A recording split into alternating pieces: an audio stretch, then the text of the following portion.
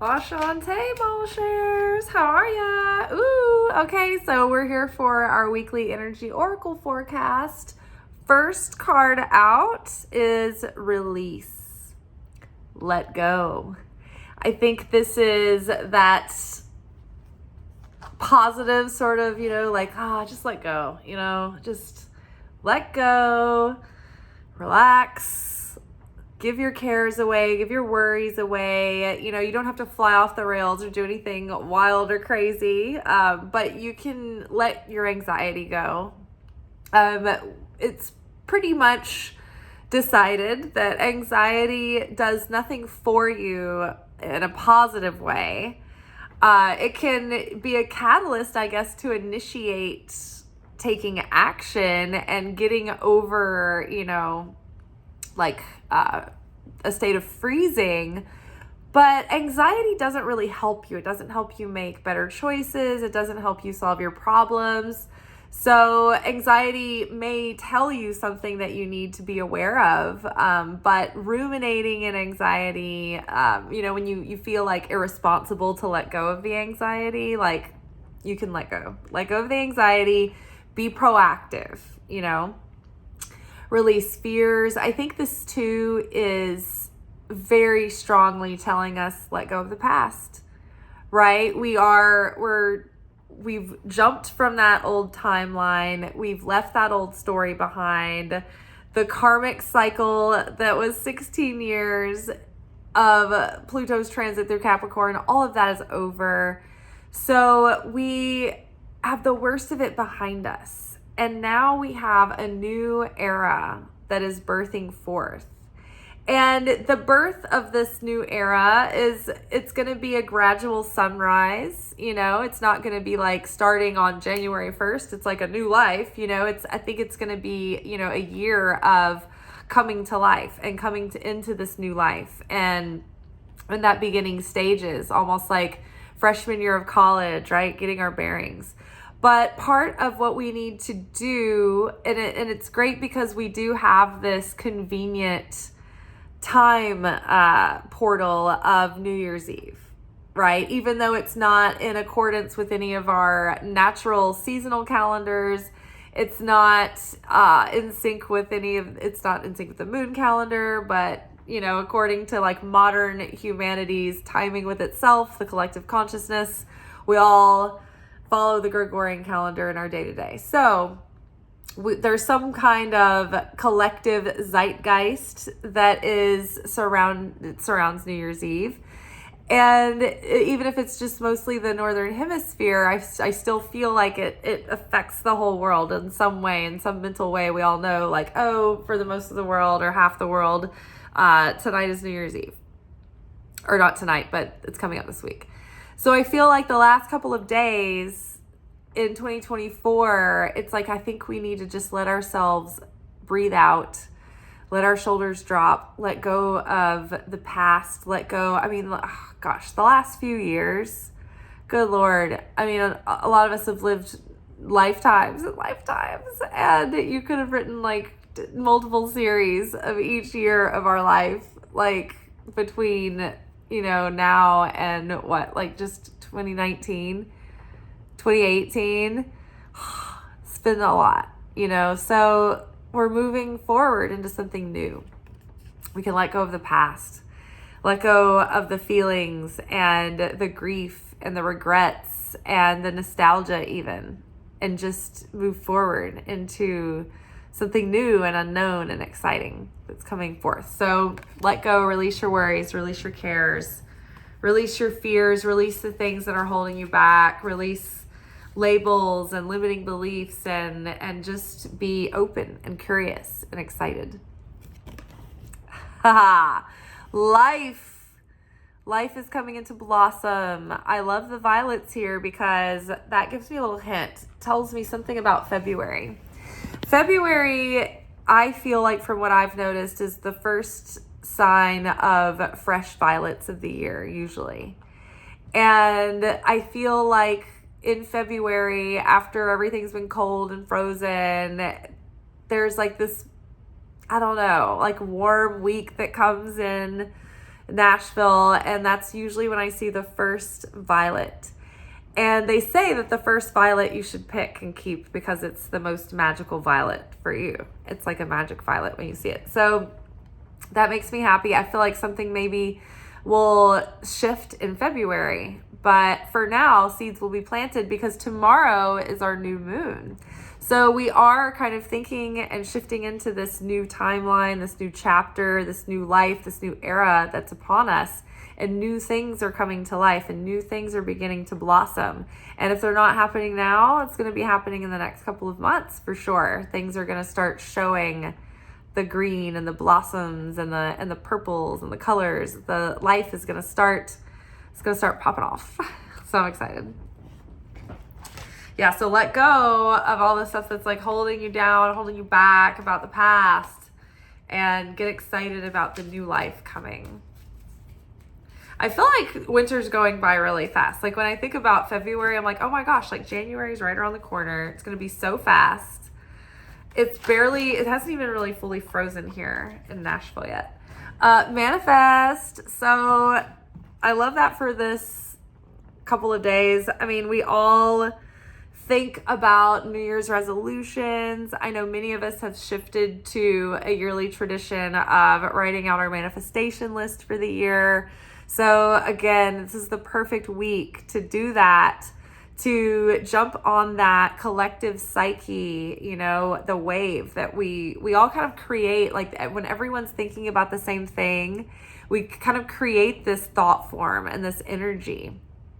And there is this extra heightened support because of the collective unity in that kind of goal and that aim to set ourselves up for success in the year and call in the things that we desire and set our intentions. So if you have time to sit and journal, it'd be a great time to do it. Just like envision the things that you want to see come to life in your life this year. Think about the things that you want to let go and transcend and heal and move past and move beyond. And yeah, there's something very powerful though about taking your pen and putting it to paper and actually making that list. Like taking an idea from the ethereal realms of nothing. I keep seeing all this like ink. I've got ink everywhere. I had a pen leaking somewhere tonight. But we take our thoughts, our ideas from nothing, from the ethers, right? And out of our mind, and we physicalize it. And that's the first physicalization of the manifestation. So when you write it down, it's very magical, but there's also something that it probably does to your subconscious that in your subconscious is very influential. It's very, very powerful. So you're telling your subconscious when you write these things down, this is important, this is a priority, I want to get this done. And it takes it an extra step, it brings it to another stage of formation when you write it out. And it kind of like is an act of faith, even a very small one. And it kind of puts that signal out to the universe as well. So any manifestation rituals that you have this week will be incredibly powerful because not only do we have our new moon tomorrow, the week of New Year's, but we're also in Hanukkah and we're still in the midst of the Feast of Christmas. So you have all the miracle juice from Christmas. You have Hanukkah, which is an open gate, an open portal every year that is connecting us directly to the miracles of the light of the Creator. So right now during Hanukkah, miracles are possible. Healing is possible. I'm pulling Revelation here off of the bottom of the deck because, you know, when you've been through a lot and then you've had time to heal and process, and then one day when you're on the other side of it, you haven't realized that you're starting to kind of become your new self. And then all of a sudden, so much revelation just comes forth and hits. And all of a sudden, you're like, whoa, I feel my growth. I can see my growth. I can perceive it for the first time. And it's almost like it seals the deal. And it's like, that's when you become, you become that new self, where they really merge, right? Because for a while, it's like you're these two, entities trying to merge, and it's almost like when you see an image of like in a movie or in a cartoon when they try to like merge two souls, right? In those like body swap movies where somebody picks up an artifact and they're like, I wish I was you and you don't know what it's like to be me, and then they switch bodies, and there's like this scene where they're like kind of like crisscrossing and like meshing and merging. It's like we're not fully merged and like stuck together yet with this self, but it's coming into being. I think it's coming into fruition. I think we're really starting to feel it and to feel the difference. Okay, one last card, reflect.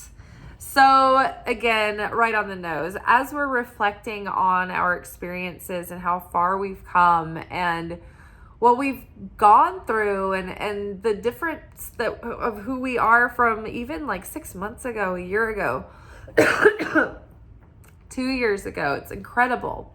So I think like reflecting back on this now, again, I know we were like, I haven't done enough reflecting. I can't reflect. I'm so bored of myself. I'm sick of me. I can't wait for something new. I can't wait for this new life. I'm ready to like release it, right? But every time we've been reflecting recently, we've been growing so fast that it's like we've been looking at things at a different level every time. And I think now when you go back and you look back, you're going to feel so exponentially further along than you were even a few weeks ago, like considering your life's challenges and experiences and what they've offered you and what they've given you and what they've taught you and what you've really gained from them. So it's really incredible. But yeah, great things to come. Very fun, very exciting.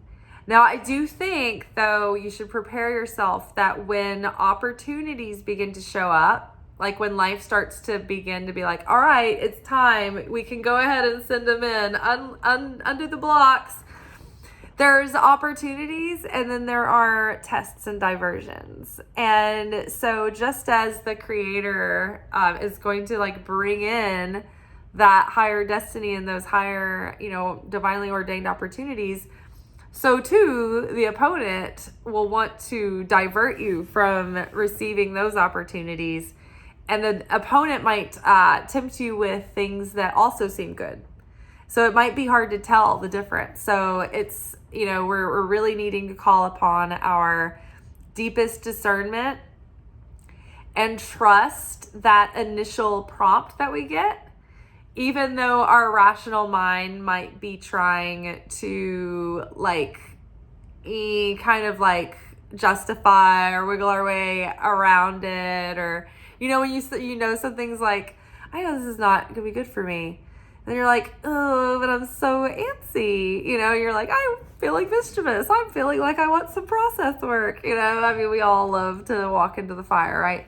It's like this time around, maybe reconsider before walking into the fire when you have that little this is, listen to it, because really good things are very, very close. And so the closer that they get, the more that the opponent is going to try to divert us from our higher destiny.